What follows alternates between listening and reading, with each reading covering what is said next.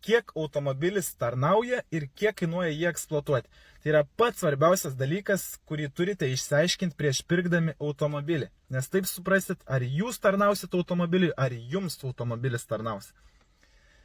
Jeigu norit sužinoti apie savo automobilį, rašykite komentarus metus, markę, modelį, variklio turi kilovatus, daugiausiai susirinkęs dėmesio, bus padarytas video. Tai dabar daugiausiai susirinko dėmesio BMW F10 F11 facelift modelis 2 litrai dizelis 140 kW.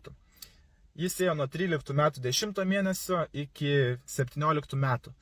Varikliai laiko iki 500 000 gerom sąlygom. Didžiausia variklių lyga – užsikemšantis aušinimo radiatorius. Laiku išsiplausit aušinimo radiatorių, variklis laikys. Pavarų dėžės. Patikimos, gerai laiko, šrotė kainuoja 400 €, restauruot kainuos 2500 €.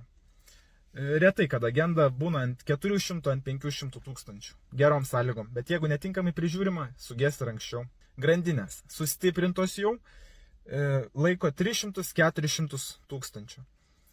Pakeitimas kainuoja 1000-1500 €. Pats variklis šrotė kainuoja 2000-2500 €. Kuro sistema taip pat silpna vieta.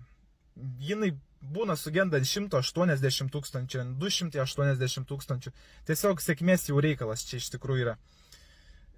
Kuro sistema kainuoja 1000 €. Pakeitimas 300-400. Tai va, čia yra brangiausios ir skaudžiausios ligos šio modelio. Laukiu kitų modelių. Balsuojam komentaruose. Iki.